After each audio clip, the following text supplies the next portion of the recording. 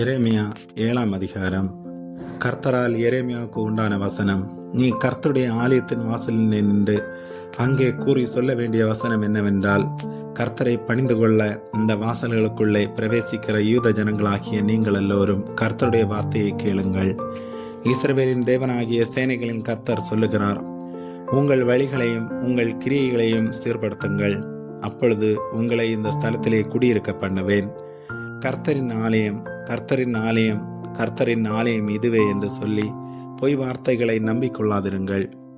நீங்கள் உங்கள் வழிகளையும் உங்கள் கிரியைகளையும் நன்றாய் சீர்படுத்தி, நீங்கள் மனுஷனுக்கும் உள்ள வழக்கை நியாயமாய் தீர்த்து, பரதேசியையும் திக்கற்றவனையும் விதவையையும் ஒடுக்காமலும் குற்றமில்லாத இரத்தத்தை இந்த ஸ்தலத்திலே சிந்தாமலும் உங்களுக்கு கேடுண்டாக அந்நிய தேவர்களை பின்பற்றாமலும் இருப்பீர்களாயாகில், அப்பொழுது நான் உங்கள் பிதாக்களுக்கு கொடுத்த தேசமாகிய இந்த ஸ்தலத்திலே உங்களை சதா காலமும் குடியிருக்க பண்ணுவேன். இதோ, ஒன்றுக்கும் உதவாத பொய் வார்த்தைகளை நீங்கள் நம்புகிறீர்கள். நீங்கள் திருடி, கொலை செய்து, விபச்சாரம் பண்ணி, பொய் ஆணையிட்டு, பாகாலுக்கு தூபம் காட்டி, நீங்கள் அறியாத அந்நிய தேவர்களை பின்பற்றி, பிற்பாடு வந்து என் நாமம் தரிக்கப்பட்ட இந்த ஆலயத்திலே எனக்கு முன்பாக நின்று இந்த அருவருப்புகளை எல்லாம் செய்வதற்காக விடுதலை பெற்றிருக்கிறோம் என்று சொல்வீர்களோ? என் நாமம் தரிக்கப்பட்ட இந்த ஆலயம் உங்கள் பார்வைக்கு கள்ளர் குகையாயிற்றோ? இதோ, நானும் இதை கண்டேன் என்று கர்த்தர் சொல்லுகிறார். நான் முந்தி என் நாமம் விளங்க பண்ணின சீலோவிலுள்ள என் ஸ்தலத்துக்கு நீங்கள் போய் இஸ்ரவேல் ஜனத்தினுடைய பொல்லாப்பு நிமித்தம் நான் அதற்கு செய்ததை பாருங்கள். நீங்கள் இந்த கிரியைகளை எல்லாம் செய்தீர்கள். நான் உங்களுக்கு ஏற்கனவே சொல்லி வந்திருந்தும் நீங்கள் கேளாமலும், நான் உங்களை கூப்பிட்டும் நீங்கள் உத்தரவு கொடாமலும் போனபடியினால், என் நாமம் தரிக்கப்பட்டதும் நீங்கள் நம்பிக்கை கொண்டிருக்கிறதுமான இந்த ஆலயத்துக்கும் உங்களுக்கும் உங்கள் பிதாக்களுக்கும் நான் கொடுத்த ஸ்தலத்துக்கும் நான் சீலோவுக்கு செய்தது போல செய்வேன். நான் உங்களுடைய எல்லா சகோதரருமாகிய எப்பிராயீமின் சந்ததி அனைத்தையும் தள்ளி போட்டது போல உங்களையும் என் முகத்தை விட்டு தள்ளி போடுவேன் என்று கர்த்தர் சொல்லுகிறார். நீ இந்த ஜனத்துக்காக விண்ணப்பம் செய்ய வேண்டாம், அவர்களுக்காக மன்றாடவும் கெஞ்சவும் வேண்டாம், என்னிடத்தில் அவர்களுக்காக பரிந்து பேசவும் வேண்டாம்.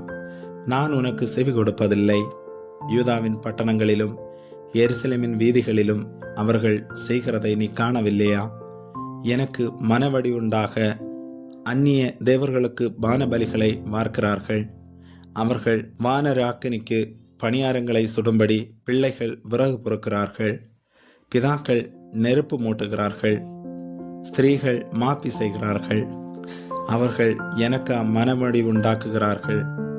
தங்கள் முகங்கள் வெட்கத்துக்குட்படும்படி அவர்கள் தங்களுக்கே அல்லவோ மனமடி உண்டாக்குகிறார்கள் என்று கர்த்தர் சொல்லுகிறார்.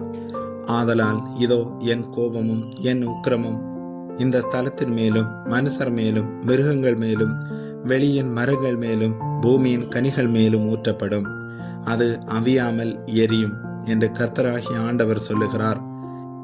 இஸ்ரவேலின் தேவனாகிய சேனைகளின் கர்த்தர் சொல்லுகிறது என்னவென்றால், உங்கள் தகன பலிகளை மற்ற பலிகளோடும் கூட்டி இறைச்சியை சாப்பிடுங்கள்.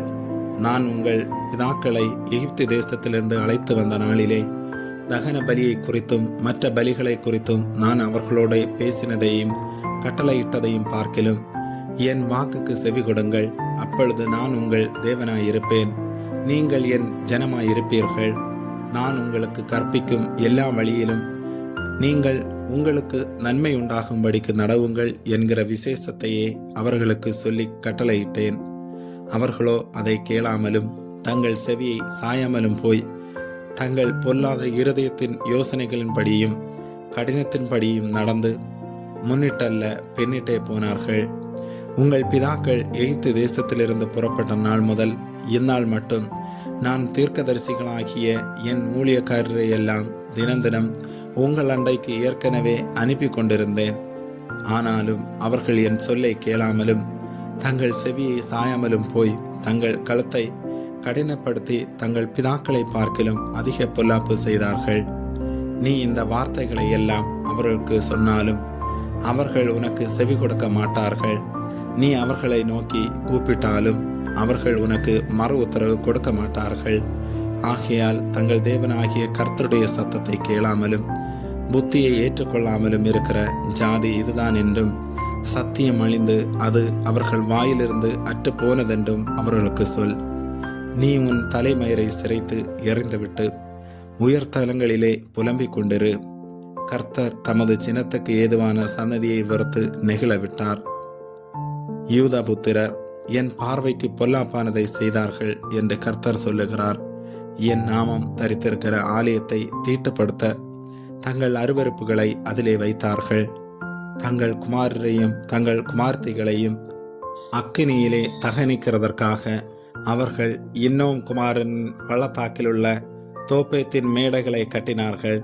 அதை நான் கட்டளையிடவும் இல்லை, அது என் மனதில் தோன்றவும் இல்லை. ஆதலால் இதோ நாட்கள் வருமென்று கர்த்தர் சொல்லுகிறார். அப்பொழுது அது அப்புறம் தோப்பேத் என்றும் இன்னும் குமாரின் பள்ளத்தாக்கென்றும் சொல்லப்படாமல் சங்கார பள்ளத்தாக்கென்று சொல்லப்படும். தோப்பேத்திலே இடம் கிடையாமற் போகும் மட்டும் சவங்களை அடக்க பண்ணுவார்கள். இந்த ஜனத்தின் பிணங்கள் ஆகாயத்தின் பறவைகளுக்கும் பூமியின் மிருகங்களுக்கும் இரையாகும். அவைகளை வெருட்டுவாரும் இல்லாதிருப்பார்கள். நான் யூதாவின் பட்டணங்களிலும் எருசலேமின் வீதிகளிலும் களிப்பின் சத்தத்தையும் மகிழ்ச்சியின் சத்தத்தையும் மணவாளனின் சத்தத்தையும் மணவாட்டியின் சத்தத்தையும் ஓய பண்ணுவேன். தேசம் பாழாகும். ஆமென்.